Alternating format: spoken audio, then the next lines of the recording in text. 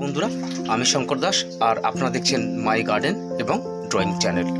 আমি গার্ডেনের পাশাপাশি ড্রয়িংটাও শেখাই। ড্রয়িংটাও আমার করতে খুব ভালো লাগে এবং গার্ডেনিংটাও করতে আমার ভীষণ ভালো লাগে। তো আমি অনেক দিন ভিডিওটা কন্টিনিউ করতে পারিনি, তার জন্য আমি ক্ষমা চেয়ে নিচ্ছি। তো আসুন বন্ধুরা, আমি কিছু গার্ডেন সম্বন্ধে কিছু টিপস এবং আমি কিভাবে গার্ডেনিংগুলো করেছি আপনাদের সাথে শেয়ার করব। আসুন বন্ধুরা, আমি এই বছর কিছু সূর্যমুখী দিয়েছিলাম। তো সেই সূর্যমুখীগুলোর অনেক দেরি করে ফুল এসছে, কারণ যে হারে গরম পড়ছে তো সে হারে সমস্ত কাজ করা খুব চাপের, এবং তাও তো এরা ফুল দিয়েছে। দেখুন বন্ধুরা,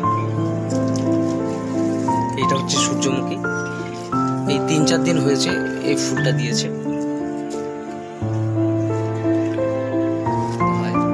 আমি বিভিন্ন ধরনের চ্যানেল থেকে বিভিন্ন ধরনের আইডিয়াগুলো নিয়ে আমি এই বাগান করা শুরু করেছি। এই দেখুন বন্ধুরা, এই যে বাহারি যে গাছটা আছে, পাতাবাহার যে গাছটা আছে, এই গাছটা দেখুন কইটুকু প্যাকে তৈরি করেছি। আমি একটা ছোট্ট ডাল আমি কেটে নিয়ে এসেছিলাম, তো সেই ডাল থেকে এত সুন্দরভাবে চারা তৈরি হয়েছে। দেখুন বন্ধুরা, কত বড় গাছটা, কত বড় হয়ে গেছে, কিন্তু মাটির পরিমাণটা দেখুন কতটুকু, কত 3 ইঞ্চি। আর একটা গাছ দেখুন বন্ধুরা, এই গাছটা কি সুন্দর গ্রোথ হয়েছে, কিন্তু একে আমি খুব বেশিভাবে চর্চা করি না।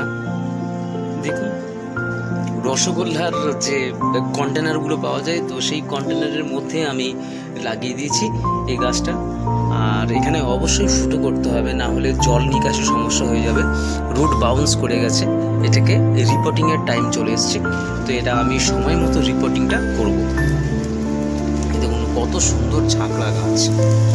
এগুলো আপনারা যদি রাস্তার পাশে যে গাছগুলো হয়ে থাকে সেখান থেকেও যদি আপনারা ডাল সংগ্রহ করে রুটিং হরমোন বা অ্যালোভেরা জেল যদি ইউজ করে বালির মধ্যে বসানো যায়, তো চারাটা তৈরি করাটা সম্ভব। আর সবথেকে বেস্ট টাইম হচ্ছে বর্ষাকালে। বর্ষাকালে হচ্ছে যে চারা তৈরি করার বেস্ট সময়। তো আপনারা যদি বর্ষাকালে যে কোনো কাটিং করতে পারেন, সাকসেসফুল পাওয়া যাবে।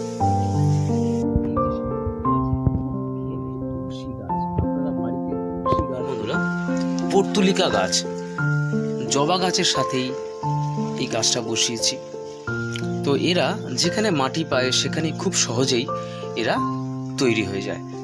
তো পর্তুলিকাও দেখতেও খুব সুন্দর, এবং এদের একটু বেশি জায়গা, ঝুড়ির মধ্যেও যদি এই গাছটা আপনারা বসিয়ে দেন একটু কম্পোস্ট জাতীয় মাটি দিয়ে, তাহলে অতি সহজেই এরা ফুল দেবে। আর আরেকটা দেখাচ্ছি যে এটা হচ্ছে পুদিনা গাছ। এটাও একটি গুল্ম শ্রেণীর উদ্ভিদ। তো এদেরও ডগাগুলো যদি আপনারা কেটে কেটে যদি লাগাতে পারেন, খুব সহজেই এখান থেকে চারা তৈরি করা সম্ভব। আর এই চারা যত লম্বা হয়ে যাবে, তো লম্বা হয়ে গেলে এরা কিন্তু মারা যায়, মানে শুকিয়ে যায়। তো এই দেখেছেন বন্ধুরা, কিছু কিছু শুকিয়ে গেছে। তো যতটা পারবেন যে এটাকে ছেঁটে পরিষ্কার করে রাখা। বন্ধুরা, তুলসী গাছ আমি যেখানে পেরেছি আমি লাগিয়ে দিয়েছি। এই দেখুন 3 ইঞ্চি পটে। আমার তুলসী গাছ করাটা একটা নেশা। আর এটা হয়তো গার্ডেনিংয়ে হয়তো 30 টাকা বা 40 টাকা করে নেয়, কিন্তু আপনারা যদি সুন্দর একটা ছোট্ট চারাকে যদি যত্ন করে তৈরি করেন, তাহলে আপনারা এরকম ঝাঁকড়া কিন্তু তুলসী গাছ আপনার বাড়িতে করতে পারবেন তৈরি। ভালো লাগলে প্লিজ একটা লাইক, শেয়ার অ্যান্ড কমেন্ট করতে ভুলবেন না। আর আপনারা যদি আমার চ্যানেলে নতুন হয়ে থাকেন, তবে সাবস্ক্রাইব করে অল নোটিফিকেশান অন করতে ভুলবেন না বন্ধুরা। ভিডিওটা সম্পূর্ণ দেখার জন্য ধন্যবাদ। আপনারা ভালো থাকুন আর সুস্থ থাকুন।